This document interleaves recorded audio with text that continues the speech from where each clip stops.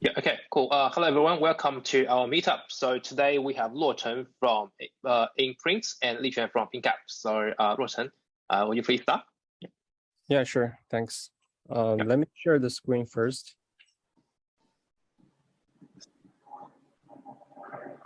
Can you guys see the screen? Oh, yes, I can.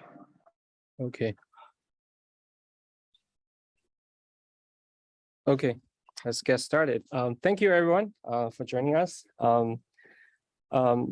Just a little bit introduction about myself. So I'm Ruochen. I'm currently leading the engineer team at Imprint. And before, I was actually the second engineer here to build the entire infrastructure with the lovely team here. And before Imprint, I have some experience from Amazon as a software developer, and some experience at Grab, which was the Southeast Asian version of Uber, which I was leading a team of 10 people for their search experience and personalization. So today I'm going to share mainly two things. One is how we are building a card issuing platform, which is our main business, but also from the sharing is a bit high level, but also from a learning from a non-FinTech engineer point of view, because previously I don't have any financial industry experience. Okay, so without further ado, let's get started. Agenda for today. So I'm gonna briefly talk about Imprint. I will give you guys more context on what we are doing here and why we are doing things. And then I'll jump into our architecture, which is a bit high level, and then share some learnings in the end. So first of all, Imprint. So what we do here is we build a co-branded card platform. We have two products right now. One is credit card and one is spend card. And so I think most of us here already know what is a card, what is a credit card, what is a spend card. But there's two types of cards normally. One is D2C, direct to consumer card, which you can find from like those big banks, like for example, Chase, Sapphire, and Chase Unlimited. And the other part of card is called co-branded card, which we essentially work with merchants. And the reason we choose this market is we found that this opportunity to be very big. There's like over 200 billion size of the addressable market, that there's many great merchants. They want to enhance their relationships with their customers. And the co-branded card is considered to be one of the most efficient way to improve the customer loyalty. Essentially, they will be able to give more rewards back to their customer directly. But on the other side, customer can also get more rewards. So their experience is much better. Okay. And then so far we have been, as an early stage startup, we have launched just a few programs, as you can see here. Like, for example, Horizon Hobby. This is one of the hobby shop that is quite popular here in US. BurgerFi is some like food chain selling burgers, obviously on the US East. And then We Were What is a local female like clothing brand in New York. And we have some, currently our strategy is we focus on the enterprise merchants. So we have some 2 billion size of the hotel companies and some 40 billion grocery stores to be launched very soon in the next few months. And just to give you guys more understanding about our role in the payment industry, because there's so many fintech companies and different companies take different roles here. From a shopping experience, payment experience perspective, as you can see here on the left side, there's acquirer, which can be something like your like Square, for example. They provide a post machine for you to be able, for customer to be able to swipe their card. And merchant here obviously is the one who sell the product. And on the right side, which is us as an issuer, so we are the issuer. We issue the credit cards or spend cards to the card holders, and they use our card to finish the shopping purchase activity with the merchants. And eventually all the shopping activity, all the purchase and transactions goes to one thing called card network, which can be Visa, MasterCard, and also like Discover and Amex. So here we primarily work with Visa and MasterCard. We haven't started our relationship with other networks yet.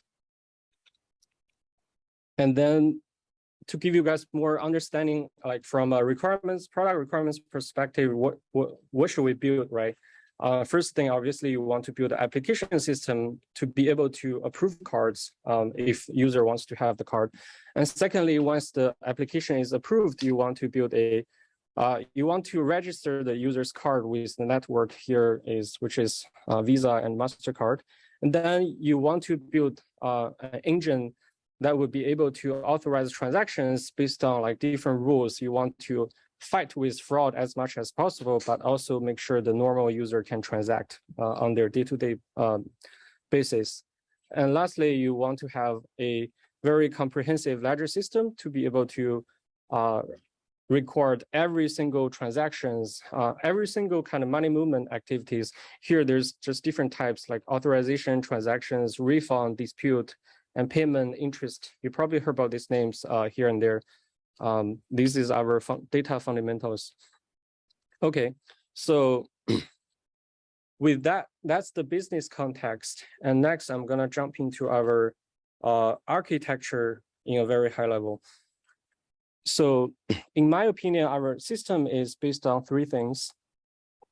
First is a cloud native infrastructure. And second is a microservice architecture, and then multi-cluster topology. I will talk about each one of them one by one. So first of all is cloud native infrastructure. As you can see, everything here, we choose AWS as our cloud provider, and everything here is built on top of AWS. And I believe there's like many reasons like why we should choose the cloud over the traditional data center. I wouldn't address too much here, but just to give you guys a sense about what we are building here, we leverage, like, for example, EKS, Elastic Kubernetes Service, as our container solution. And we leverage like MSK as our streaming solution, which essentially is the Amazon's version of Kafka. And on the storage layer, we have RDS, Aurora RDS, and Redis S3, and all these common services. And then the rest of them is just how the internet works with each other, VPC and subnet different security groups. And you might have seen that we have multi-cluster here. I will talk about why in a bit. And then next one is microservices. So I think right now to build a modern application, microservices should be your primary choice, and it gives us flexibility and more control to build a better resilient application system. But also there's so many other benefits like scaling and team cooperation, separation, all this stuff. What I want to highlight here is since the company is like 2 years old, we essentially start development just last year. So we didn't start with a very comprehensive microservice architecture, and instead we only have some simple, well-defined microservices. Like for example, here in the section 5, which is the ledger service, it's basically just the data service to process all the transactions. And then we have the passport service, which is doing all the authorization and authentications. And we have an API gateway, which does the traffic routing. And everything else was just putting into a monolith service called banking service. As you can see, there's different components like core credit flow, KYC, which is to verify your identity, and the rewards engine, like give you the cashback or different rewards program and other stuff. So we start with a monolith. The reason of course, as a early stage company is we want to go as fast as possible to deliver feature first, but also we want to learn as we go to understand what's really behind each of the components. How can we better create a reasonable microservice architecture over time? So after we launched, this product last year around November, and ever since that time, we have been fighting with just one thing, like identify and just separate critical path. Basically, as we learn more about the business, we find out there's two things that is really critical. One is application. So we want to be able to process and handle applications 24/7, pretty much with zero downtime, because if our application system is down, we lose potential new customers. And then the transaction system, which is we want the existing cardholders to be able to swap their card 24/7. And we don't want any downtime to this part, because it kind of sucks if you as a customer, you have the card, you cannot use it. So we successfully separate out a few critical services as our primary focus. And then because of that, we're able to kind of down-level the original monolith service as a important service instead of critical service. And then on the other side, on the section 5 here, as you can see, we have two more storage, because in the payment industry, in the card industry, there's two things that is very critical. One is the PCI data, essentially is your card number, your expiration date, your token, your CVV. And on the PII side, there's user information, your name, your address, your pretty much everything, your income. So those two type of data requires extra level of security. Sometimes you even want to do some client-side encryption. So we decided to separate these two out as a separate services in order to provide better control on them. So that's the microservice architecture. And then this is our topology, basically. So we have lots of debate in the beginning about, should we go with just one cluster, like putting everything inside, versus go with two or even more clusters. And we decided to go with this multi-cluster topology, mostly because there's lots of reasons I will cover later, but it gives us like kind of better control. And also there's other reasons I will cover very soon.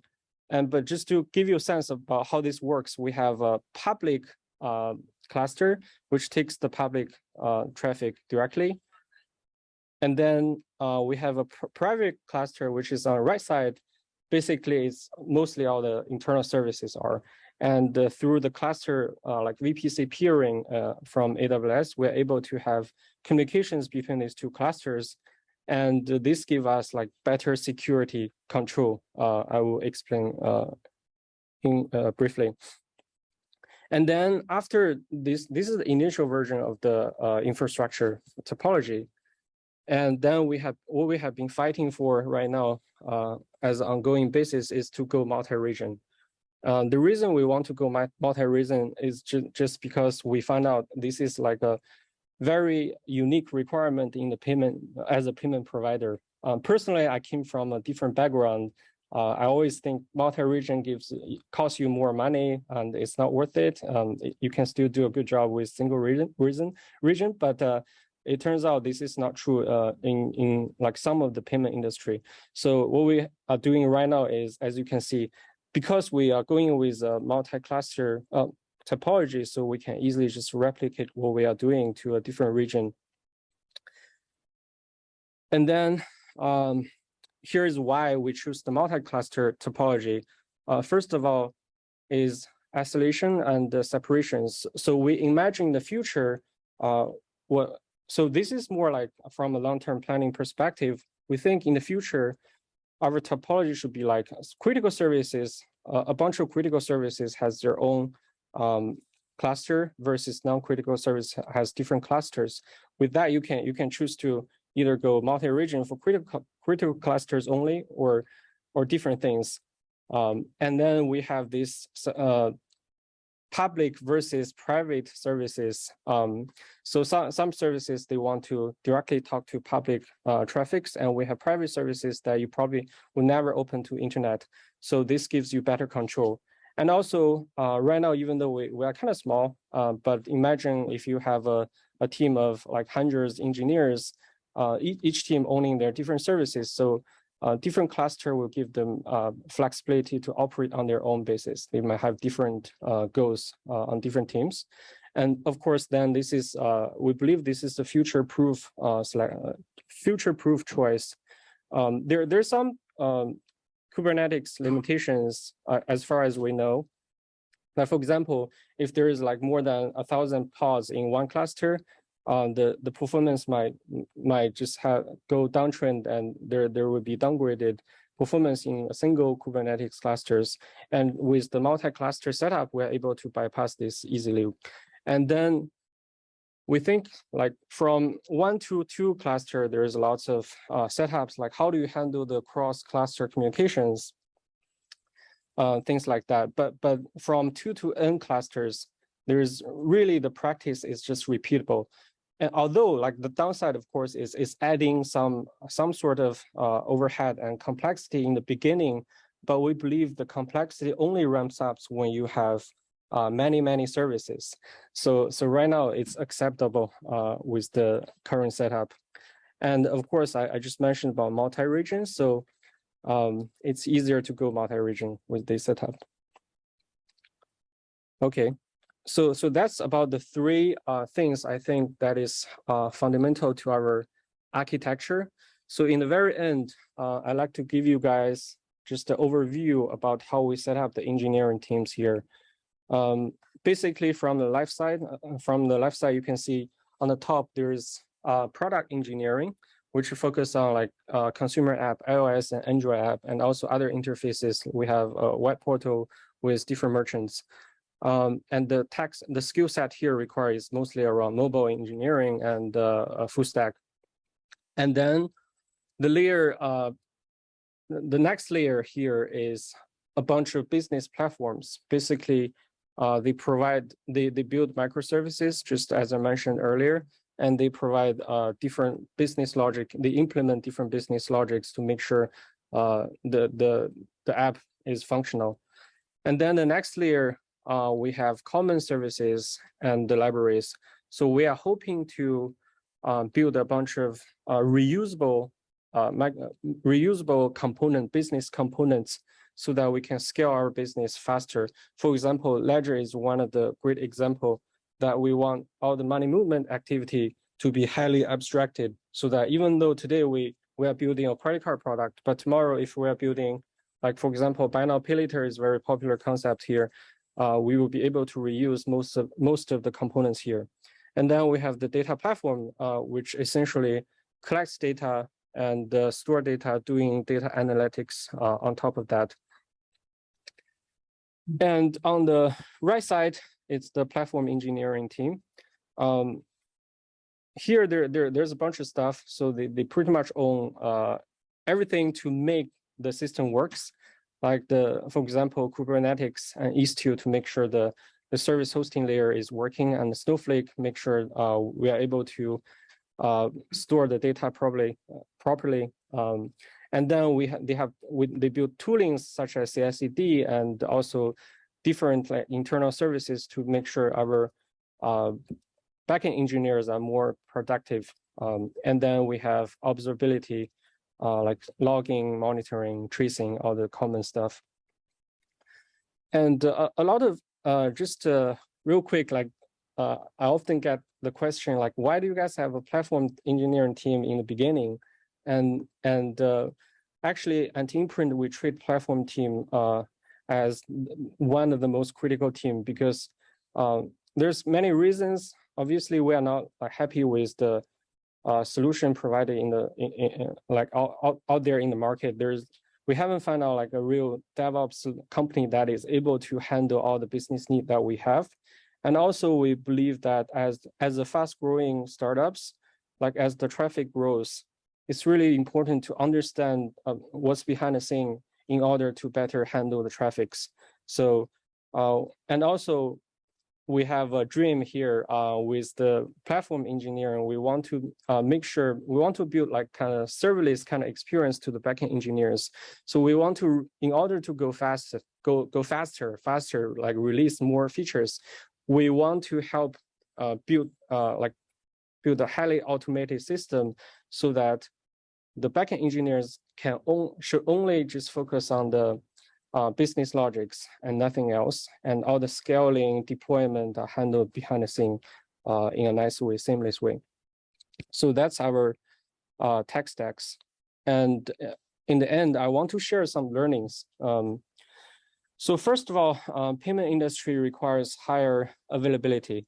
Basically, this is something new to me. I was coming from a non-fintech background, and as you can see, like we used to be able to handle like millions of transactions every day, but with the even less than 99% of uptime, which is sounds very crappy. But here, even as a early stage startup, we got these requirements constantly from our partners and from and also like everybody is following this same practice to make sure their system is super robust. So here, mostly we are required to build like at least 4 nines of uptime for like application decisions, which is the application system I just mentioned, and also the card transaction flows, and less than 10 seconds of the decision-making process, mostly around the applications. The second one is very easy to achieve, but the first one does require some extra efforts. So our solution here was obviously from the application layer, you need to set up your observability very well. And we need to, we are currently working with Datadog to set up our observability stack and make sure we have like alarms and metrics around everything.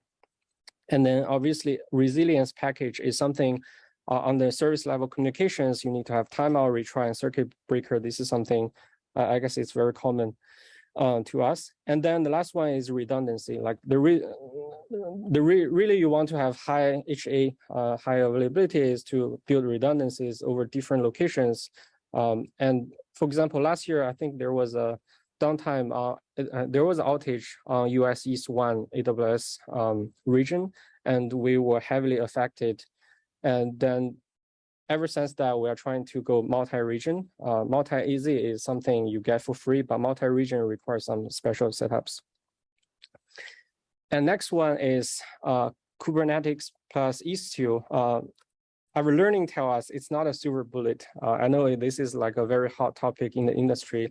Everybody is trying to switch to a container-based solution. But we found out a couple of things. The first of all is the learning curve. We need dedicated person in this domain to really understand the setups, like mostly dealing with configurations and how do we properly set up these systems. So the learning curve is kind of high to us. And secondly is it kind of operates as a black boxes. So debugging is not that very straightforward. We used to have some 1 or 2 incidents that take us like a few days to find out the root cause, and eventually we have to because there wasn't many helpful like discussions in the community, so we have to look into the source code to find out what's the root cause, and it turns out we messed up some 1 or 2 configurations during the setup. And then lastly is the functionality. Even though it's very, very powerful, but we found out it's not perfect. We are facing some like scaling issues when there is a node scaling event in one of the clusters, and then the service discovery cross cluster, we have disruptions. And right now we are actively working with the community to find solutions, but we are able to mitigate this issue just by not scaling our nodes. And the last one, I think as a startup or early stage companies, we tend to use a lot of vendors to work with vendors to speed up our development. And our learning is like in the fintech domain, there's so many new fintech startups. Their innovation is just get started. There's so many startups claiming that they can do this, they can do that, they can have very powerful ledger service, for example, but it turns out to be not true. So just be careful about working with other vendors. Just do your own due diligence. Because we had this example that we used to think, oh, we can rely on some other company to do our ledger layer, and it turns out to be not very pleasant experience, so we end up building our own solutions. So that's all the learnings, and I think this is all I want to share today. And again, thanks for your time, and feel free to ask any questions if you have. Okay, thanks, Ruochen. So I think we will answer the question at the end of the whole meetup. Is that okay? Okay. Yeah, sure. Liquan, would you please start your presentation now? I think it'd be good to, because I think those questions are more relevant to this talk. Yeah, I can talk about this. First of all, KYC equals to know your customer. Yes, basically this is a process to verify your identity. Imagine if you use someone else's identity to apply for a credit card, right? So identity theft is one of the common issues in the industry. So we want to make sure you are who you claim to be. Second one, can't you use namespace with nodes groups in each region rather than pay n times of EKS cost and maintain a smaller number of unique control planes with a few clusters instead of many? This could be a solution, and I think we have discussed this during our internal discussions. I think right now one thing is we haven't, to be clear, we are early stage startup. And our traffic is not like as crazy as you think it might be. So in the early phase, we rather spend more effort to investigate like what is the proper setup, and rather than fixing a specific question. Of course, we want to fix this problem, but also we want to find out what is the best setup for us for long term. So there's some experimental effort behind the scene. Okay.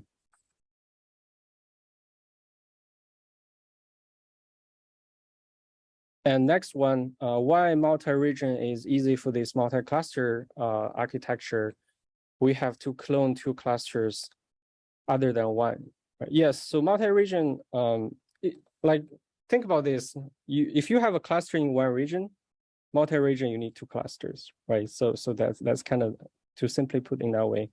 And then obviously one thing is clone, but sometimes we have other constraints. Like for example, we unfortunately we use a Amazon QLDB, for example, as one of our ledger storage solution. They don't have they don't support cross-region. They don't support multi-region, so we end up might have to have two region talking to QLDB in one region. And this thing is happening in other dependencies as well. We have a few, so which essentially means you probably have, sometimes you might end up having two clusters in different regions talking to each other, but that's something we're trying to avoid. So we are still at the very early stage to explore those options. How do you align product and platform engineering teams? Do you allow our engineers to read resources and list one Kubernetes cluster or not? So that's a good question. For the first question, how do you align product and platform engineering teams? Basically, it operates as separately. Okay, so engineering team's product manager is not the product manager in our company. Our company's product manager is mostly focusing on providing the roadmap, like, oh, what kind of credit card feature to put in place, and what kind of mobile app change to make. And on the platform engineering side, we are kind of working on our own. So we have a bunch of experienced engineer lead which has the product contacts to put a request for the platform teams. So for example, in the beginning, of course, we want to launch the product. So our goal is, okay, you need to at least have a basic CI/CD pipeline in place, right? You need to have the basic deployment system, like build the container system, the setup to make sure we are able to host the services. And after that period, now, okay, we want to, because as I mentioned earlier, we have like very large partner to be launched very soon. So we're kind of preparing for the traffic. Then what do? One of the things is multi-region, so we bring that up as one of the priorities. That's how it works. And currently, second question, we don't allow all the engineers to read resources, mostly around platform engineers to read all the resources.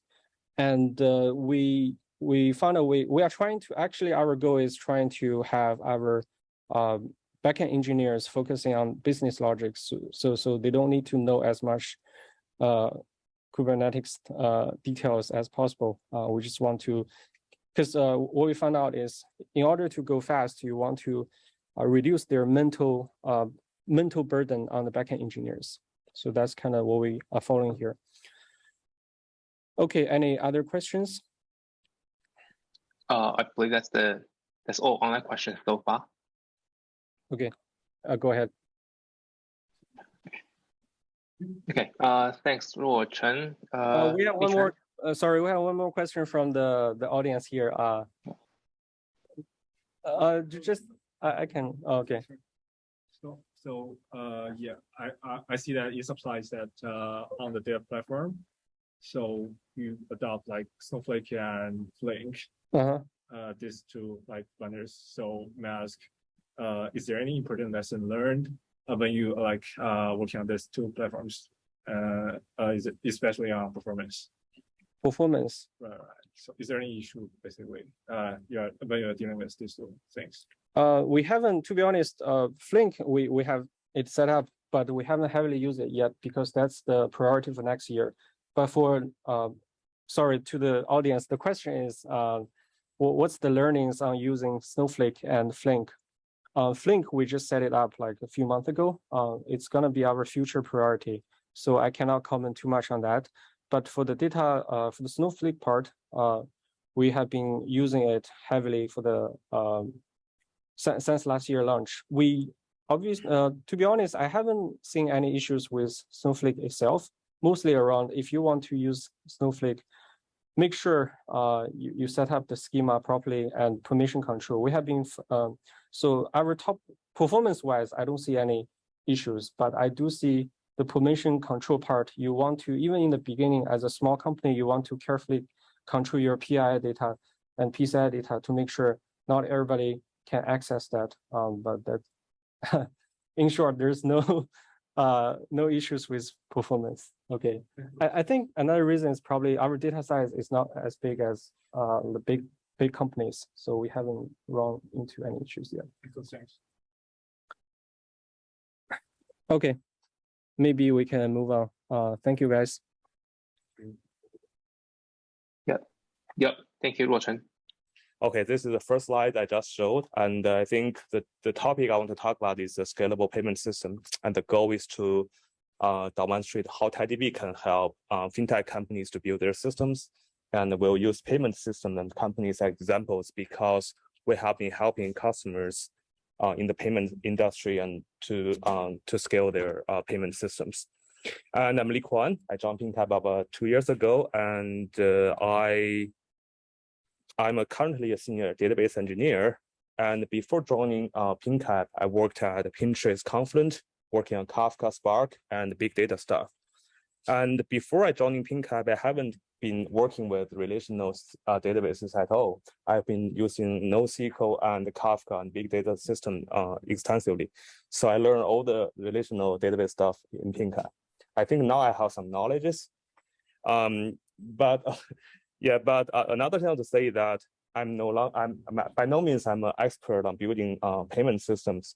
The knowledge I get about fintech and the payment system is by working with our customers. So if anyone from the audience thinks that something I'm talked about is not correct or can be expressed better, just correct me and interrupt me anytime, okay?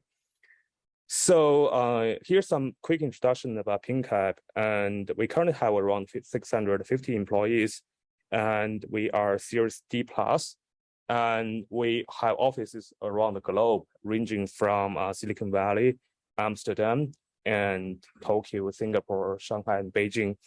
And PingCAP is the company behind the open source database TiDB, and I'll talk about what is TiDB in a second. And our mission is actually empower engineers to innovation with speed, agility, and scale. And we are backed by like top tier VCs around the globe. So in the next 15 to 20 minutes, I'll first talk about what TiDB is, mainly by go through the examples on what TiDB can be used to build applications.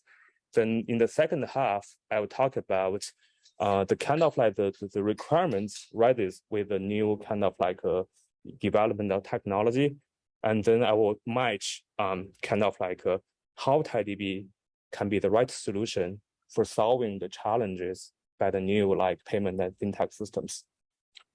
So so we have been like TiDB has been adopted by around 2,000 production adopters.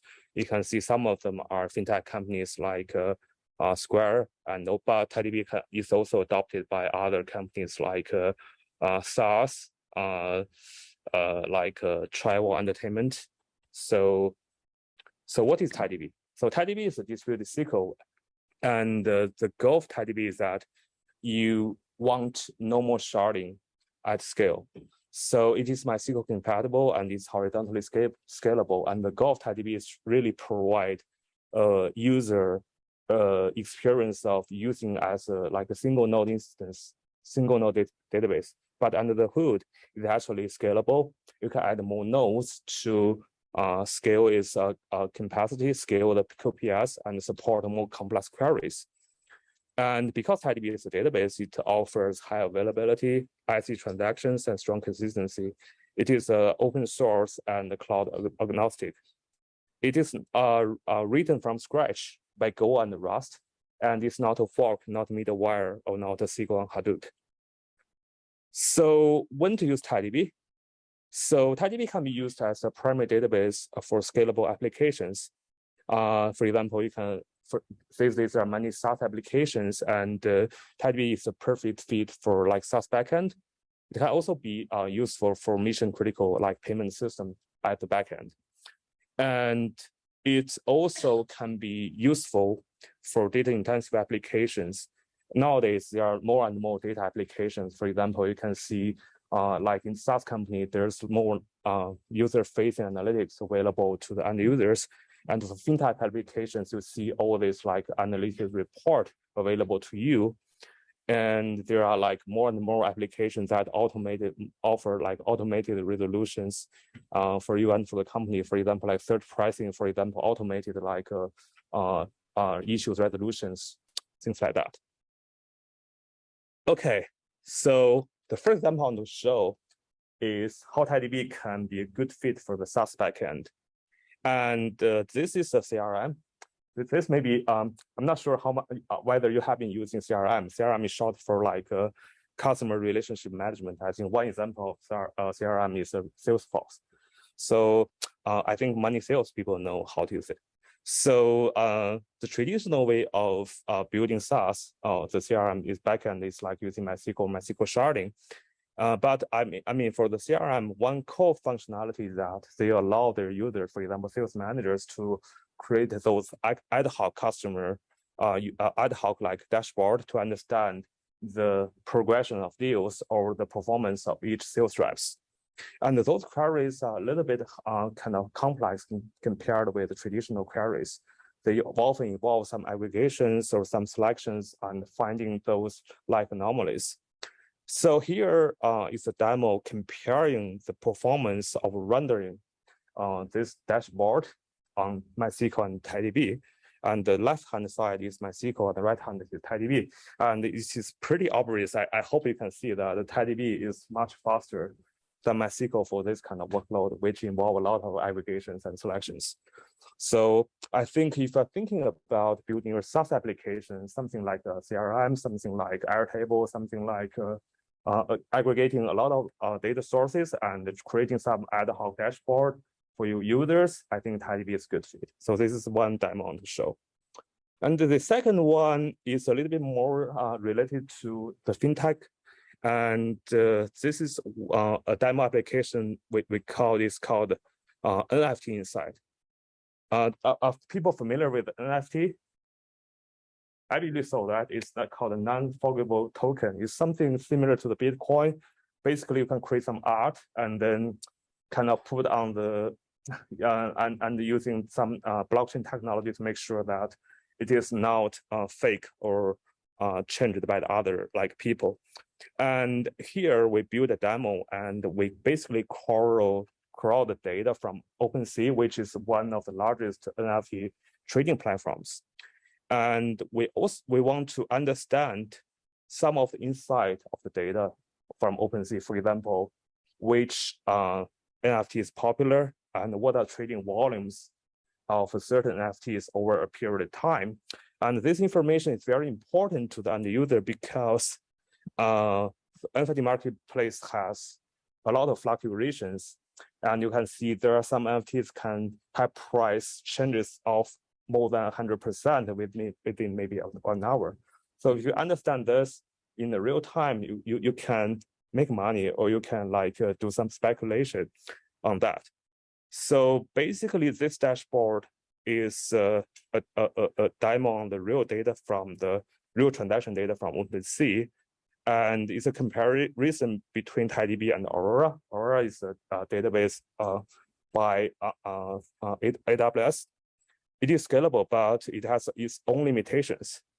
And you can see, without probably surprise, the left-hand side TiDB and the right-hand side is Aurora.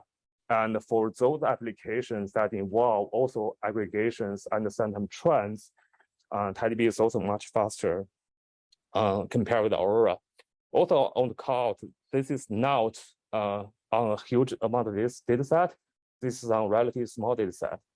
And the cost of TiDB and MySQL is very comparable. And then you can see that TiDB is much faster on this workloads. The third demo I'm going to show is we actually built a live demo. We call it Open Source Software Insight.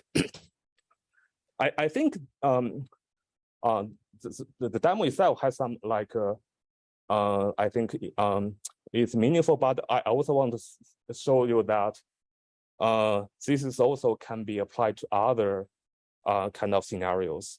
You can also use idea behind the OS Insight to build other applications. So what do we do for OSS Insight? OSS Insight is short for Open Source Software Insight. And basically, we ingest data from GitHub. If there are any actions on GitHub, there will be GitHub will generate event, and GitHub also provide API so that you get the event. And we basically ingest all those events in real time and put into TiDB. So we can see there are over 5 billion events already. And we basically will run a bunch of different type of queries on that data to generate insight. As you can see, from the workload perspective, there's a large amount of data will be written to TiDB, and you run complex queries on TiDB.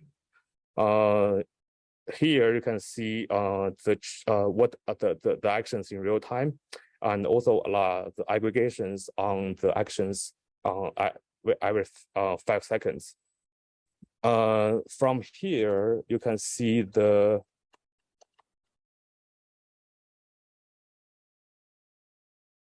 kind of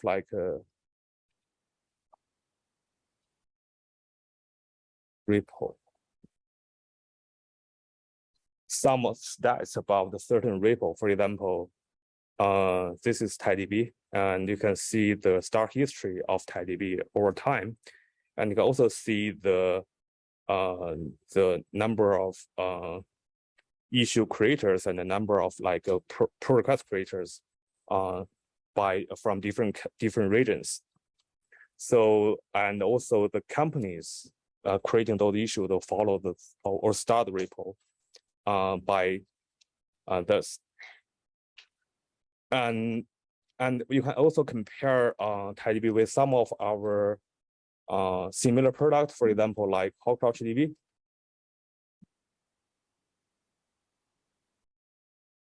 Add comparison TiDB. You can see TiDB has become more popular over time compared with HTAP. So besides understanding the kind of the insight for different repos, we also offer insight for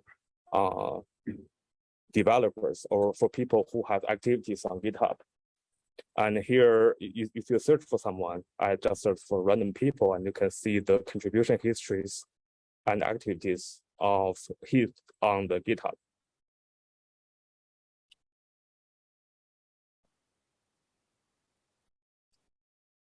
And besides this, we also show the trending repos over a certain period of time.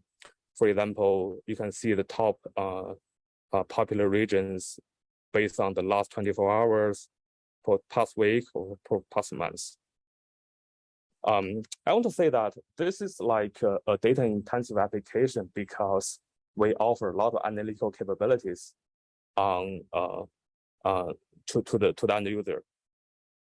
And the interesting thing is that the traditional way of building such application involve multiple systems.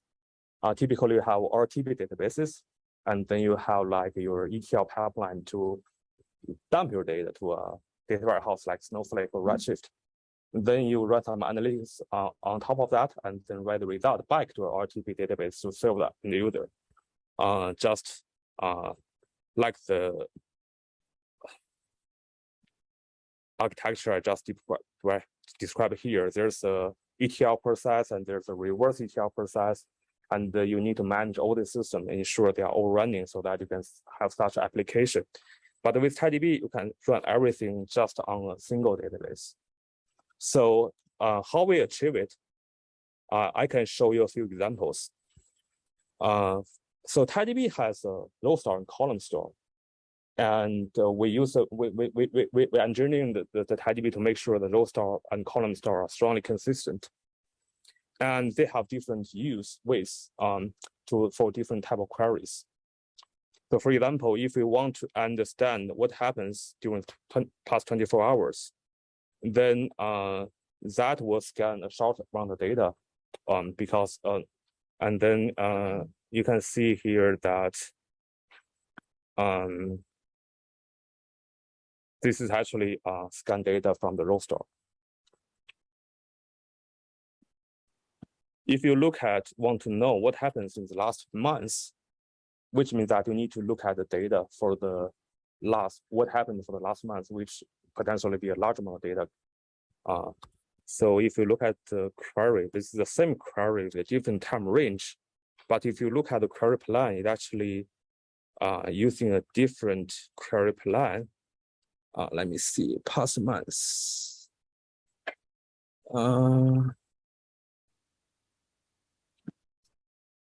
Okay. Yeah, you can see there's a distributed column. Because in this query, you need to actually look at the data happened in the last month. And this is a long-range query compared with the total data set. And in that case, column store can offer better performance compared using row store. So this is one feature we have. We have column store and row store. We keep them consistent. And the query engine has the capability to choose to read from column store and row store depending on the query, right? If it's short-range query, which can be served by some using index scan, then we use row store. If the query needs long-range scan, then we use column store, which is more performant. So that is what we do. Previously, remember that I showed that we can provide like queries on the user level, can also provide queries on the repo level. And at scale, if you want to do these capabilities, the typical way of doing this is using sharding. And once you do sharding, then it's not very easy to provide simple like using simple SQL queries to provide the user profile as well as provide the repo profile. Because you shard by user key, then getting the user profile will be easy because that only hit one shard of the database. But then getting behavior of certain repo will be complicated because the user from all different shards will have behavior or actions on certain repo. Then you have to query all the shards.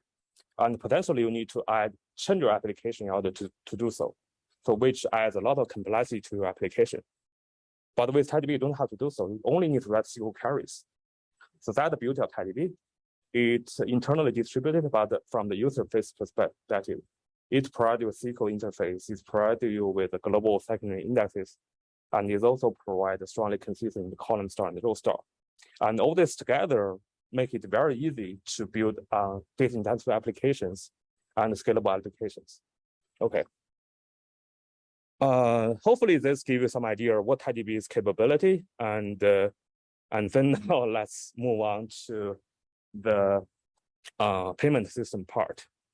So payment system is not very new. It's actually exists, I think, since the inception of the capitalism, maybe 500 years ago, 400 years ago. And you can see there are some payment systems like you have your check, you have your some like telegram through Western Union, and you have some maybe machines made by 1950s, 70s. These are ways for you to facilitate money transfers, or kind of settle those money transfers, or record the transfers. But then those systems become digital over time, but still like they are not perfect. I think you still remember that how long it takes for you to transfer your money from your account in HSBC to your account in Wells Fargo. That probably takes 3 days, right? So probably you don't want to, if you use this system to go dining with your friend and you want to transfer some money, use this system, your friend will not be happy because they can only receive the money after 3 days or longer. So that comes like those deferred settlement, although has low cost to the end user, but it also offers like not as desired user experience.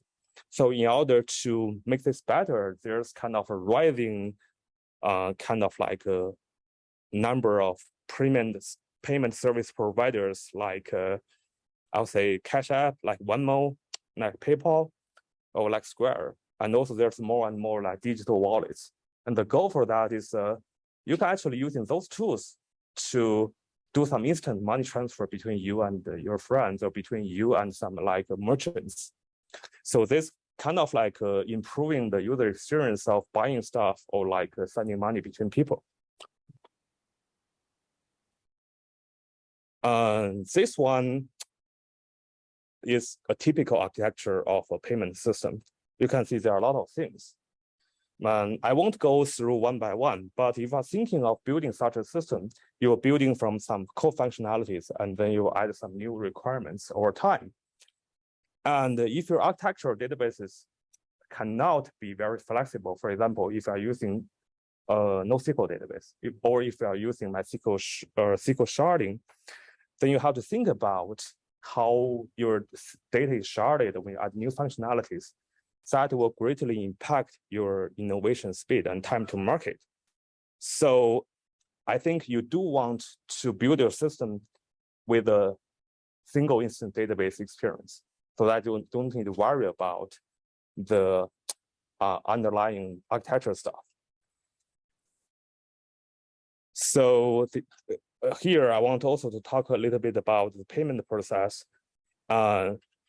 So previously, I have shown this architecture that there are some innovations, there are some new players, but these new players also interact very heavily with the existing infrastructure in the payment and banks.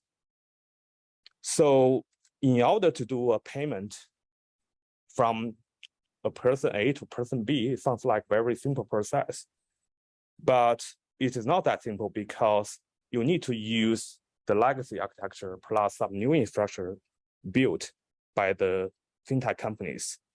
It typically involves many service providers and third parties. So unfortunately, it's already a microservice. And one challenge of using microservices and working with different providers is that you don't have the luxury of transactions by working with different services or different providers.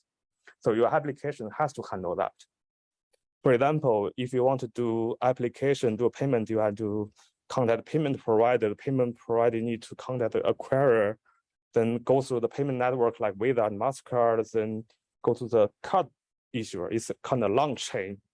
And some of those interactions are actually asynchronous. Otherwise, if you don't do asynchronous, then you will have a significant impact into the system availability. But if you do asynchronous, then the interact with other systems will not guarantee to return the result, or it will not even like you don't know whether it's successful, right? So that is kind of nature of a microservice architecture, or facilitate something using different like service providers. So from this architecture, you know that the payment process is important. From the application, you do need some ways to do some reconciliation or the repair to ensure that the system or the ledger or the record you see is inconsistent with the other system, so that you can make sure that everything is working on properly. So that's why in the payment system, beyond the simple payment, transferring money from one party to another one, you also need the reconciliation process and to ensure everything is correct. And the other things you offer to your user is that because you have all this payment data, from the payment data, you actually can have a lot of insights. For example, what are some popular industries for certain area, right? So with that data, you can actually offer the services to your merchant or to your end user, so that one is to help them to do better at their business. So typically, if you think about a payment system, the core functionality including facilitate payment, provide the capability of the reconciliation, and then provide the service of some of your data or aggregate data to your end users. So why I talked a lot about, right? Why the payment system is better built on top of a scalable database like TiDB. So all the payment behavior is very trendy, right? You click pay button, after maybe a minute, then the payment is done. But then there's a lot of other issues have to happen so that you do need your payment history to be recorded persistently and correctly to handle things like returns, refund, distributes, and audits. So payment history needs to be persistent and needs to be available for years. So that's which means that data can grow to a large amount, and as the number of user grows. So this is a happy problem for you because you have user growth, but this can be a challenging problem for the database because it actually adds a lot of burden to the database. Then, as I mentioned, one typical way of solving this problem is to using sharding, but sharding then again kind of eliminate the benefits of using a database. If we look at the core functionality again, like the three things, payment processing, reconciliation, data service, on sharding, then everything becomes more complicated. For example, if you do a sharding and do payment, transfer money from one person to another person, then that thing can be cross-shard transaction. And there's no database capability to support cross-shard cross-database transactions. Then you have to do it on your application level. Then the reconciliation actually needs to get all the data from all different shards. If you don't do that, then you have to write your own query engine to read the data from different shards and then aggregation again. So then that also adds a lot of complexity to the application. Similar with data service, right? You can query by different dimensions, but partition key can only be one dimension. As I mentioned in the OS set, if you shard by your user, getting insight about the report will be very hard because you have to query all the shards. So with this side, TiDB actually have solutions, right? The first of all, if you start your new application, you can start with TiDB. Be TiDB scalable. You don't need to worry about these things as your user grows, as you have to store all the payment record for years. And that TiDB can help with the application, data ingestion, data updates, and also support the data-intensive part like the real-time dashboards. The second thing, if you're unfortunate case that you already shard the application, TiDB also have solutions. TiDB actually have a tool called data migration. It can sync the data from upstream MySQL to TiDB. And the goal is that you actually kind of aggregate data from two tables into one big table. For example, you've already sharded by your user ID for all this transaction data, and you aggregate the data to a big table, and then you can run those reconciliation process and provide the data services. You can still but using TiDB's help for you to facilitate the reconciliation over data service.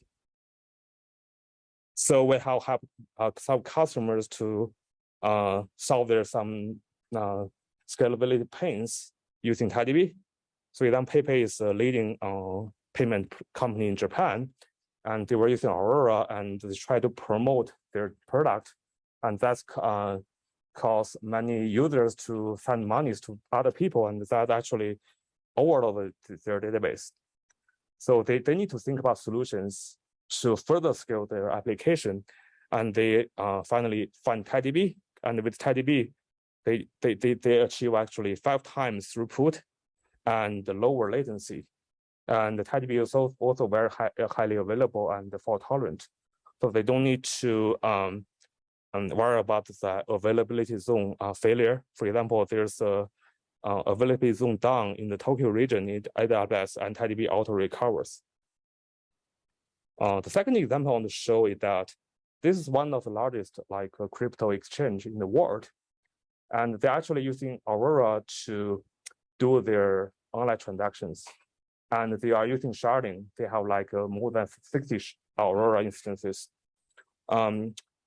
Crypto is a little bit different from the traditional exchange, where crypto never sleeps, right?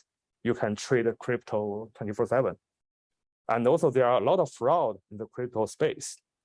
So the real-time reconciliation, making sure the transaction history matches all the users' balance, is critical to make sure that there's no money is stolen and everything is running properly. So for crypto exchanges, they have to run those reconciliation processes in real time. Compared with traditional payment company, that's probably they only need to run reconciliation every day. So they were using Aurora and Redshift to do this, but actually those solutions cannot scale because the reconciliation process is needs a lot of aggregations and updates. So, and those solutions cannot meet their needs. And with TiDB, TiDB is able to handle the fast reconciliation even at 100 terabyte data. And the reason they choose TiDB is that they can handle the future scale, and the TiDB can also offer efficient complex query capability like joins and aggregations. And it has been tested by many use cases. And that is all I want to share today. And hopefully, the goal is that if you consider building some new FinTech initiatives for the massive users, I think choosing a scalable database from day one will save you from migration or a lot of complexities in the application from the beginning. That I can actually speed up your innovation. Yeah. Chunghao. Yeah, let me go through a couple of slides before we actually go. So we do have a couple of groups. You can join all these groups. The first one is PingCAP North America Meetup, which are group. And we also have Slack group, community groups, and you can also scan this barcode to sign up for TiDB Cloud. And also we have some really awesome learning resources. We do have TiDB Technical Essentials and TiDB Architectural Basics. You can scan these barcodes and to have access to the educational resources. Cool, that's everything from my side.